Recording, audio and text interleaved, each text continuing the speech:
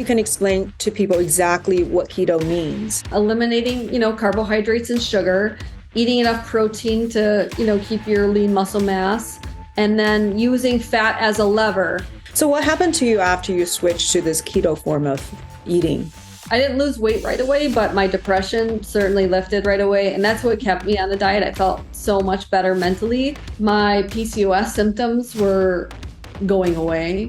And eventually, once I realized I needed to focus more on protein rather than fat, that's when the weight just flew right off, more than what I ever thought I would ever lose. There's no question it can be highly beneficial for a lot of people, but how long should you continue that? Is that going to be a lifetime choice, or could that be a temporary solution to help your body heal?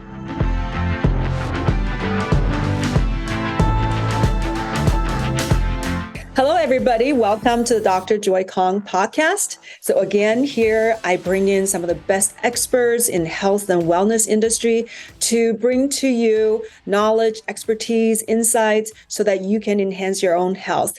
And today, I feel so fortunate to bring Maria Emmerich. Yes. So Maria is an expert in nutrition and keto diet and is the author of numerous books, a lot of beautiful cookbooks, just beautifully made. And so she's here to share her expertise with you. And Maria, thank you so much for being here. Thank you, Dr. Joy. It's an honor to be here. Thank you.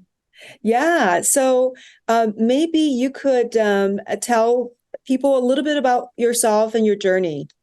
Well, it all started 26 years ago now. I was twice my size. I was a teenager and I wasn't feeling very well. So I went to my family doctor. And at that visit, I was told I had something called PCOS, which we now know as type 2 diabetes that affects female fertility. I also had IBS. I had acid reflux really bad. And I also was pretty depressed. And so I left that doctor's visit at age 16 with 3 very powerful drugs. Prescriptions in my hand. And I decided I don't want to take these drugs. I really just wasn't into that. So as fate had it, I had this beautiful golden retriever, but she was losing patches of her hair.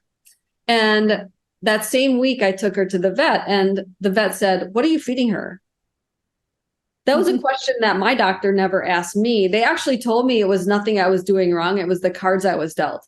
However, I worked at a coffee shop. So before I would go to school, I would go to the coffee shop and I would make the scones and the muffins and the cinnamon rolls. And whatever didn't sell that day, after school, I would go back to the coffee shop and we would close about 5 p.m. And whatever didn't sell, I got to go home with.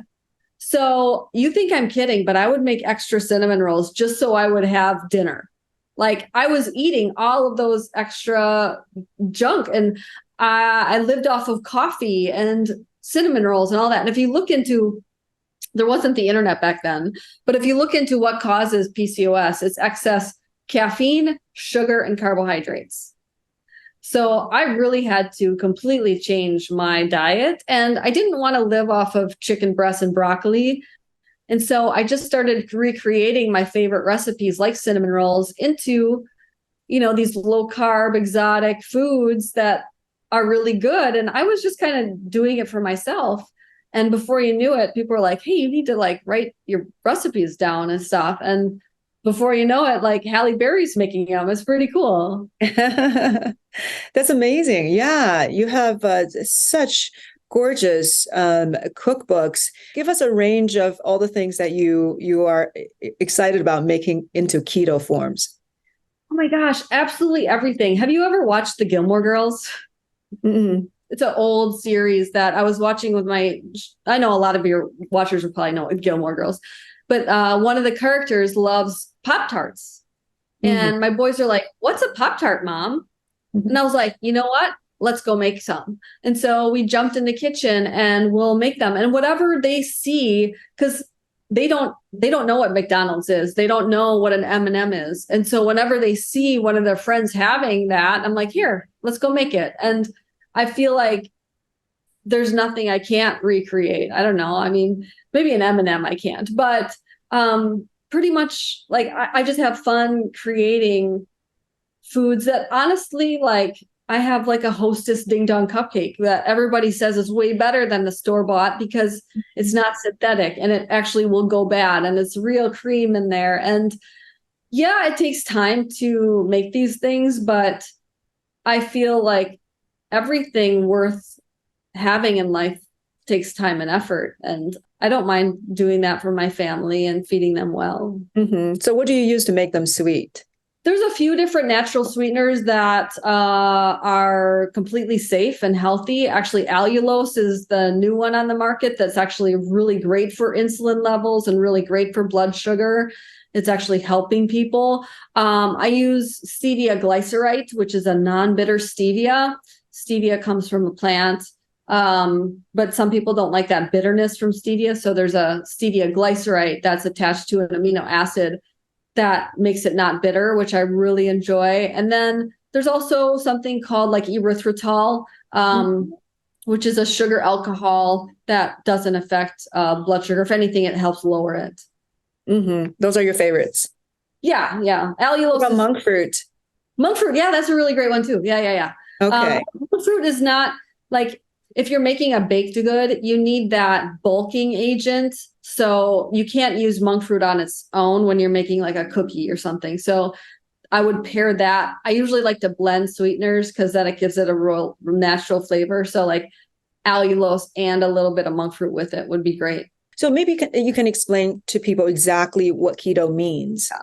Well, what keto means is eliminating, carbohydrates and sugar, eating enough protein to, keep your lean muscle mass, and then using fat as a lever, because depending on what your goals are, would depend on how much fat you want to consume. And that's why we have a free macro calculator on my website if you want to use it. But most people want to lose weight, so that fat lever is going to be dialed down. However, I work with athletes or people with epilepsy or seizures, multiple sclerosis. Then we're going to probably increase that fat because protein is not a good energy source. Fat and carbohydrates are. And since we're eliminating carbohydrates, you need to add more fat for that energy source if you don't have a lot of body fat. But if you have a lot of body fat, that can be your energy source too. So that's where a lot of misconception, like the newbie keto experts are like, yeah, you have to eat all the bacon and the butter or put butter on your steak. Well, steak has enough fat in it. You don't need to add any more butter to that. Does that make sense? Yeah. So what happened to you after you switched to this keto form of eating? Well, I was 80 pounds heavier than I am now, and I'm pretty short. And I didn't lose weight right away, but my depression certainly lifted right away. And that's what kept me on the diet. I felt so much better mentally, which like that just was when everybody thought I couldn't do it, or even my mother. I love my mom, but like, everyone's like, they're threatened when you cut out sugar or carbohydrates. They're worried that you're going to change, which I was like, I'm changing for the better. But my moods is what kept me on the diet for sure. My PCOS symptoms were going away. And eventually, like once I realized I needed to focus more on protein rather than fat, and I had to cut out dairy, that's when the weight just flew right off, more than what I ever thought I would ever lose. But I just felt so much better. And that's why I decided to go to school for nutrition and exercise physiology. It's kind of an interesting story. I met my husband when I was only 17. And I told him I probably couldn't have my own children. And he's like, you want to adopt? And I was like, oh my gosh, absolutely. And so we started adopting I was married before I could legally drink alcohol. And we started adopting, and I was a rock climbing guide because I wanted to be a stay-at-home mom. That was my purpose in life. And sadly, he lost his job. And if you know anything about adoption, when the job that has insurance and everything goes away, you have to start over. So all that money we put into it went back to zero. The bank took our house. We sold our cars. Like we had nothing, Dr. Joy. And someone said, Maria, why don't you write your recipes in a book to help raise money for your adoption? So that's how it started. And, 21 years ago. And so I started, I put my recipes together and I was selling it locally. And pretty soon people were like, you should put it on Amazon. Can you get like a barcode? And so we did that. And before you know it, my husband's like, I don't think I need a job. Like, this is crazy. Like, it just went gangbusters, and it all was for my boys. And my boys are we homeschool, like they're a huge part of our life. And it was for them. And I'm grateful for those times, because I rode my bicycle to the library to write, because I didn't even own a computer. I'm grateful for those times of having nothing, because I still live very simply. And I'm grateful for every day. There must be a great need for a recipe book like that, right? I think people they wanted to feel good and they wanted to lose weight, but they don't want to eat chicken breasts and broccoli like I didn't. They want good food, like cinnamon rolls, or like, how can I eat cinnamon rolls and still feel great and lose weight? And like, I just made on my blog a French silk pie, and I think there's a balance between making food your life and making food, like there's definitely a balance to enjoying food, but yet not making it everything, right? So that's where that balance comes into play. Like I was mentioning to you earlier, we are more carnivore now than ever, more than keto. And that's because are you familiar with Lyme disease? Mm-hmm. Wisconsin is known for having terrible Lyme disease, and he didn't know what was going on. This was 12 years ago. He wasn't feeling well, and he kind of blamed it on an old football injury, and come to find out he probably had Lyme for many, many years. And to manage his pain, looking into what causes pain, oxalates. Have you ever heard of the word oxalates? Mm-hmm. Oxalates are in plants, and looking more and more and more into these plant molecules and these anti-nutrients, like when he started eliminating them completely, he started feeling so much better, and he could function and move and not be bedridden anymore, just by like cabbage, like little things that you wouldn't think are bad for you.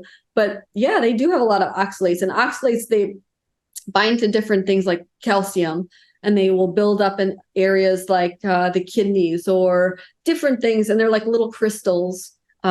Kiwi fruit has a lot of oxalates, cabbage, things like that. But that's why we lean more towards carnivore, because we found out a lot of the so-called health foods like kale or blueberries and all these things, like, no, the true foods that are superfoods are meat and organ meat. And so we just started, going that route, and he felt so much better. So I just kind of followed him, because I just wanted him to feel better too, Mm-hmm. Well, there's a lot of controversy of, the carnivore diet and how long you should be on it. And there's no question it can be highly beneficial for a lot of people, but how long should you continue that? Is that going to be a lifetime choice, or could that be a temporary solution to help your body heal? I think that the people that are afraid of it aren't really understanding the nutrients are. Like, if you put a diet in front of somebody and said, okay, there's the same amount of calories, this one has twice as many nutrients as this one, everybody's going to pick this one, right? But they don't understand that this is the carnivore lifestyle. Like, if I put a plate of kale in front of you or a steak in front of you, which one has more nutrients? Most people think it's the kale, and it's not true. And in our books, we describe, Craig helped me write it, that's why I say our books, the nutrients are in the steak, and the true superfoods are organ meats, but nobody wants to eat organ meats anymore. But if you look at the nutrient density out of every single category, the meat and the organ meat throws every single vegetable out into the water. People are afraid of eating meat because they think that it's so harmful for them. And in reality, that's what's building your bones. If you look at the sheath of your bones, they're made up of protein. And to reverse bone loss, the best thing to do is increase your protein intake. So that's just where I think a lot of people are just confused and being told that not the truth, for sure. Well, I'm sure not all protein are equal. There are, No. all kinds of, you have to pick the right ones. Absolutely. Like, if you're using like a pea protein versus like a beef protein powder, if it says 20 grams of protein per scoop, the pea protein, you're going to only net about 10 grams, because they all have different rates of absorption and they all have different bioavailability. And bioavailability is how you're going to actually absorb the protein. With a pea protein, it's about half. So instead of 20 grams, you really get about 10. But with a beef protein, you're going to get all 20. Same with like bioavailability, for an example, like oysters. A lot of people know that oysters are packed with zinc. However, if you have the oysters with 1 corn tortilla, you get 0 zinc. If you have them with black beans, you get about 30% of the zinc. So that's the bioavailability of what pairing foods can happen too. Yeah, that's fascinating. I'm sure that's a whole other level of complexity that's going to be a little hard to navigate as a person trying to eat out in the world. How long have you been on carnivore diet? When I was strict carnivore, I probably lost too much weight to the point where I wasn't really enjoying food because I was just eating the meat and it was kind of like an afterthought. Does that make sense? I needed to like bring some things in to spice my life up. I mean, I don't know. But my husband is a strict carnivore and has been for about 6 years now. And he feels so much better. And then, so I've been keto for 26 and a half years or so. And that's mainly prioritizing protein and then using fat as my lever. So as I lost weight and I needed more energy source, my fat lever has gone up quite a bit than when I was 80 pounds heavier. When you say your fat lever, what do you mean? My macros. So your macros would be your carbohydrates, protein, and fat. And so my macros definitely changed throughout my lifestyle of eating this way. In the beginning, it was definitely more protein focused, and it's still that protein is there, but then my calories of fat have gone up for my energy because I don't have a lot of fat on my body to use for energy. And so that lever has gone up. Okay. So you have had an evolution of your own keto diet. Absolutely. I think like that's for everybody, as we learn and evolve, like what your diet is today is going to change in 5 years. It's going to change in 10 years. And I think that that's a good thing, is evolving and being open to new ideas. When I heard that kale is bad for you, I was like, whatever, that's not true, but the proof is in the science and you can't deny that.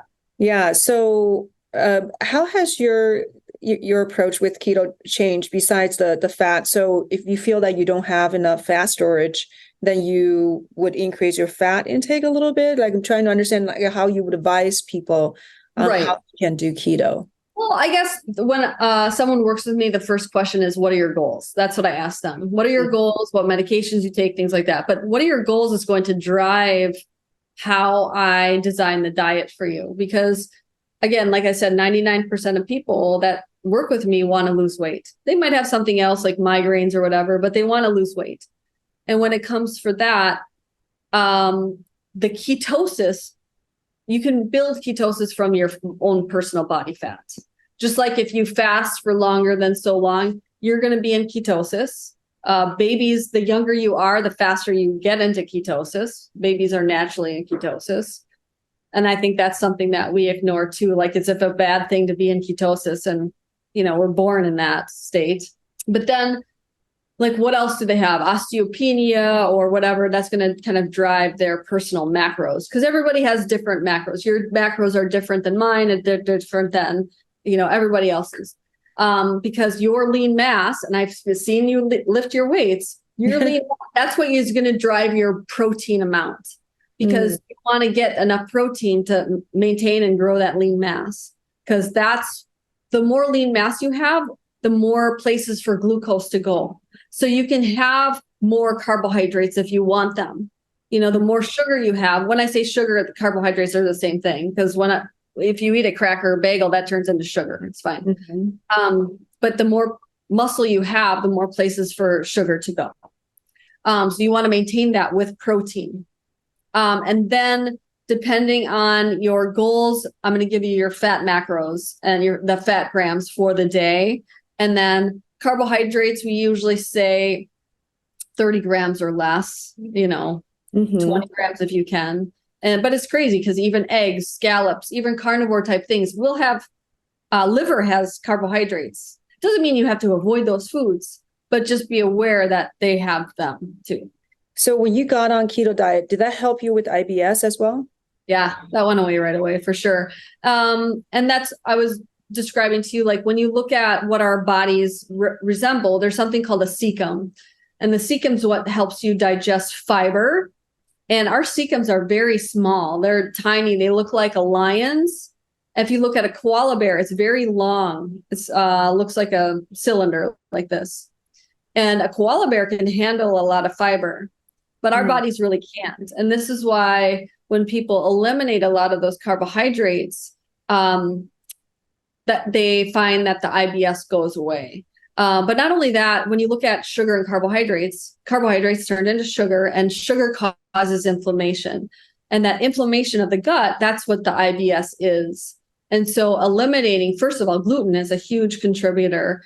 Sugar and carbohydrates is another cause of inflammation. And sometimes, in many cases, it's dairy. We are all about getting rid of gluten in the keto space, but not a lot of people want to address dairy, which is a more common allergen than gluten is. The subject of dairy, because I've interviewed somebody that, talks about the raw dairy, which really has a lot less allergen, has, tremendous amount of nutrients and enzymes.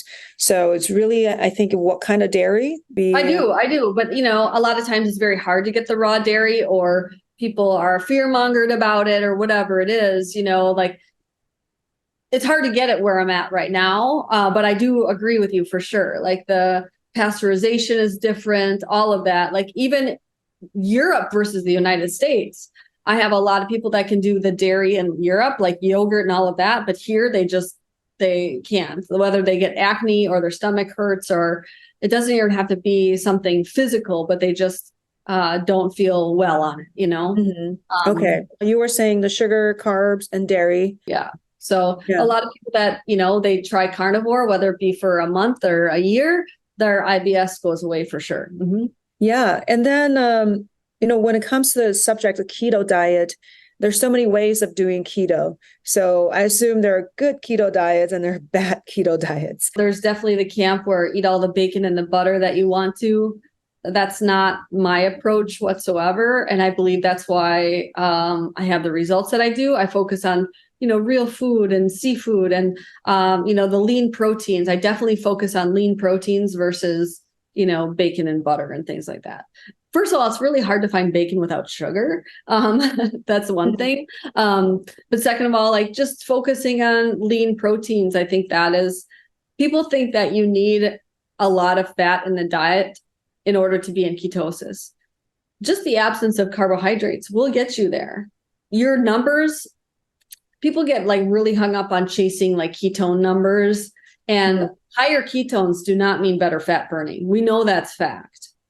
Higher ketones are beneficial for things like Alzheimer's or epilepsy and seizures, but that's the only way we found benefits to a higher ketone number, not weight loss whatsoever. My ketones are actually very, very low.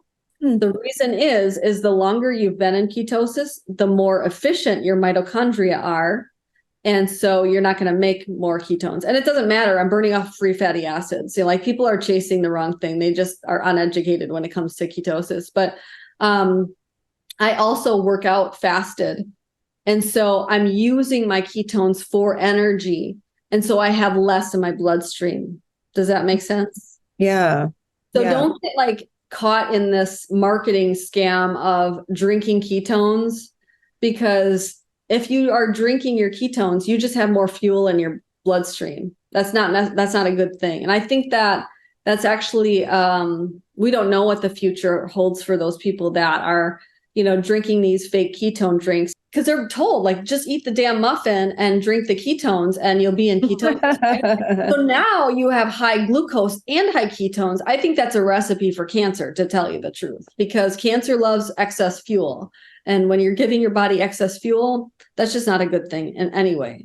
Yeah, I think there's way too much unknown about, if we know one thing that's good about ketone, doesn't mean that you can bombard your body with a ton. Besides, there are all kinds of different forms. So you just just because they are a ketone. I think one day we're probably going to come out with research and find out the long-term consequences.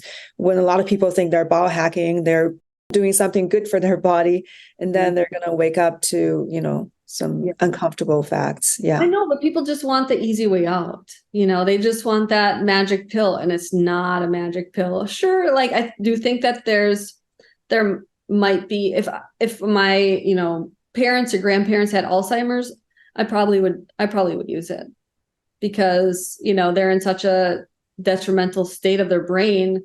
We know that the brain can use ketones or glucose, and with Alzheimer's, it's no longer using glucose for fuel. And so if you give it ketones many times, their recollection will come back, things like that.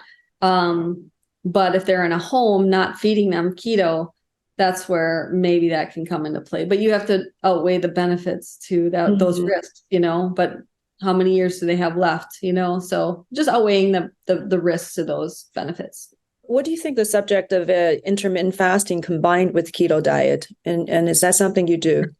I think it's something that comes naturally, because how hunger happens is a falling blood sugar. It doesn't have to be low. It's just actually coming down. So this is why you can go to a Chinese buffet and eat all the sugar chicken and the rice. And soon, you should be full for days after, going to that buffet. But a few hours later, you're like, yeah, sure, I could have some ice cream or whatever. It's not that you have low blood sugar. It's the fact that it's coming down. And what goes up really high is going to come like this really fast. Okay. Mm-hmm. So when you're not having that blood sugar go up and down like that anymore, it's staying like this, you will get hungry, but it's not hangry. Like it's a manageable hunger, but it comes much more less often. So my boys are 13 and 14, and I don't know, they've been up for a few hours and they still haven't eaten. Mm-hmm. I find it interesting because they were just at my parents' house for a couple of weeks. We went on an African safari, and they were staying with my parents, and it was like noon and they still didn't eat. And my mom was getting kind of upset. And I was like, Mom, you have to understand, like, they will eat plenty of calories, but it's in a different window than what you're used to, because she would give us a midnight snack and fear that we were going to like pass away in the night because we didn't have but like the midnight snack was a real thing. And that was the hardest habit for me to break. It wasn't that I was hungry, but it was a habit ingrained in me for many, many years. But yeah, definitely like intermittent fasting kind of comes naturally because you can go much longer periods without eating. And so that's why like the whole GLP-1 thing, I think people should maybe just give their body a chance to do that naturally with ketogenic diet. And because that's going to help with your insulin, that's going to help with your blood sugar, everything that those drugs that are costing $1,000 a month are doing. You can do that with food. But again, you have to be ready to do it here, Mm-hmm. But what do you think the impact is of eating a late night snack? Let's say it's a keto snack. Right. Well, what do you think the impact is? I talk a lot about like hormones and how you can manipulate your hormones when it comes to your goals, right? And the largest surge of human growth hormone is about 30 minutes after you fall asleep. But that human growth hormone doesn't happen if insulin is present. And even if you eat pure fat, like a ketogenic snack, insulin is going to rise some, which is going to affect your rise of human growth hormone. They're like teeter-totters. When insulin is present, human growth hormone doesn't like to rise. So if you want to get the biggest bang for your buck, not eating 3 hours before bed is important. But that's also why I exercise in a fasted state when I wake up, because you can also, that second largest surge is a hard workout.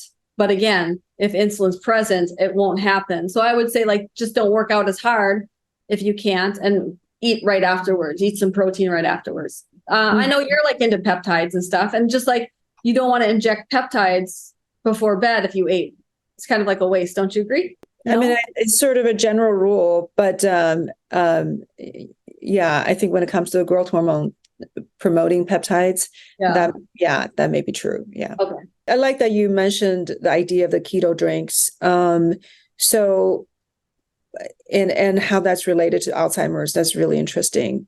Yeah, that and like seizures or epilepsy, it could be beneficial for that or an athlete, but I just think the risks are unknown. Like you said, it's just, and they're so expensive. Like just spend it on real food. I don't know. Yeah. So how do you eat? Do you eat late during the day? And then you put in your window to a few hours? I am more to have my meals earlier than my kids do, just because I do work out in the morning and I like to have protein right after that. So after, run, lifting weights, then I have protein, and it's usually a tenderloin steak, which I love. And I make my carnivore steak sauce, which is like, people love that. It's on YouTube. And then for lunch, I'll have fish, depending on, where I'm at in the world, that type of fish, seafood somehow. And I have some great sauces that go with that, whether it be like my coconut ginger sauce or something of that sort. And then, have you ever heard of my protein bread? Yeah. Okay. It's funny because I told you I was just on safari in South Africa, and where I stayed, they're like, "Oh, you're the protein bread girl." And I was like, Oh, "What?" wow. So they knew about Banting is pretty popular in South Africa, which is just another name for keto. Oh. So they knew about my bread, and it's basically made from egg whites. And I know this sounds super weird, but you whip egg whites and you add dried egg whites to it, and it turns out like Wonder Bread. Like it seriously is. It has beautiful holes in it, like Wonder Bread, and it's soft and airy. And there's some technique to it, but people have made it around the world. And so making a sandwich with that or a hamburger with that, and it's totally carnivore for those carnivore people. Or like some eggs with the bread or toast or something like that. It makes really great angel food cake. It makes great. Wow. You name it. It's pretty crazy. So something like that for dinner. I used to only eat 2 meals a day, but now I don't really like to be really full. I'd rather have 3 smaller meals. So it's still in a fasting window, but it's 3 smaller meals. It just works best for me and my lifestyle. Mm-hmm. So you do at least 16 hours of fast, I assume? Yeah. That's amazing. So I understand that you co-write a book with Halle Berry? Yeah, she's really passionate about the ketogenic lifestyle, and it's called Sugar-Free Kids.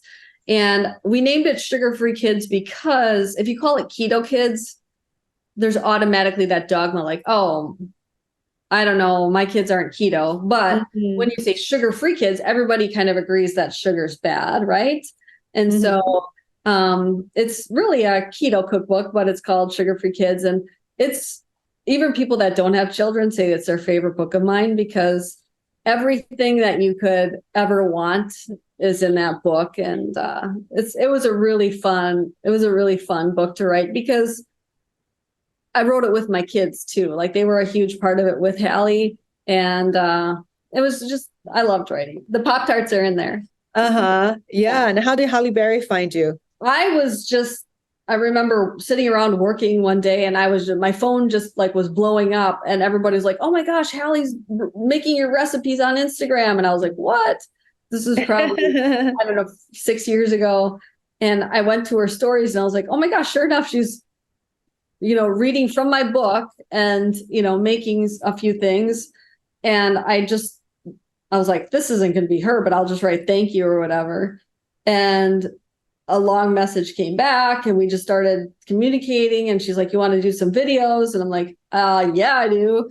So it was really cool how we communicated that way. And I just feel really grateful to have someone so beautiful and healthy help promote such a great lifestyle, Yeah, that's amazing. That bread sounds really awesome. Thank you. I have to give it a try. I hope I have the skills to make it. Yeah, that's what you definitely want, a stand mixer, because otherwise it's hard to do it with a hand mixer. It takes a long time. I see. Okay. Yeah. I'm sure you consult with a lot of people, right? A lot of people probably have all kinds of health issues that come to you. What are some of the things that you've seen that really was kind of surprising to you and striking? everything from, like migraines is pretty simple to fix. High blood pressure is simple to fix. But then, I love helping children that have autism, having their symptoms be much, much less. Having parents say, oh my gosh, he's hugging me now, very much more affectionate when he wasn't before, or like behavioral issues with kids. And even though I knew that depression and anxiety, bipolar issues, I am familiar with a few women with bipolar who are totally off their medication when they stick to 100% carnivore lifestyle.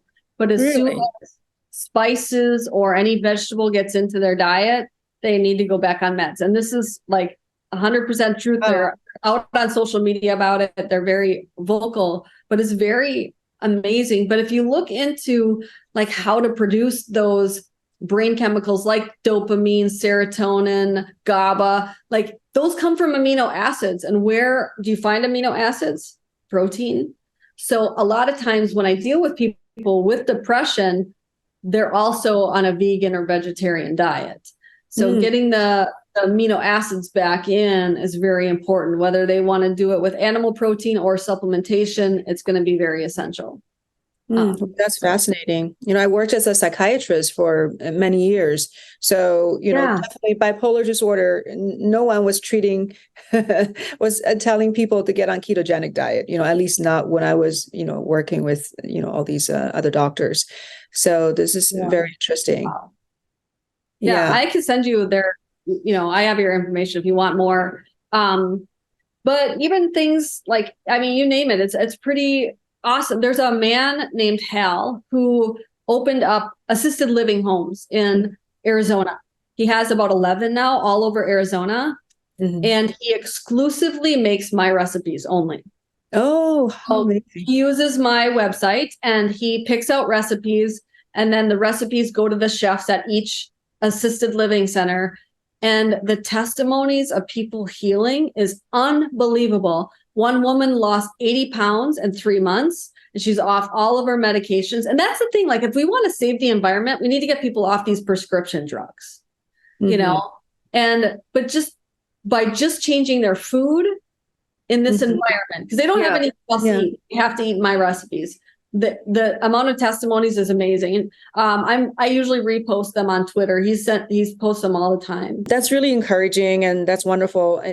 But just to look at the full picture, there are also people who have gotten tremendous healing by eating a vegan diet or raw vegan, like the philosophy in Hippocrates Health Institute in Florida. So that's all they do. Anybody that goes into the institute eats a raw vegan diet, and all kinds of chronic conditions, gets healed. So, or cancer. So I think there are different sides of the story. There, some may be really good for some people, maybe another form. It's, depending on what the person is suffering from. Getting off of processed foods is the most important thing. So whatever diet you can stick to is the one that you should do. And I do believe that, because if you're not going to stick to, a keto diet, but you can stick to a vegetarian diet, like getting off of processed foods is what's really important, I think. I know there are people who have done keto for some time, but then they started to get a lot of fatigue and they weren't feeling good. And then once they add carbs back into their diet, all of a sudden it's like they perk up, they feel great, and they're maintaining great weight.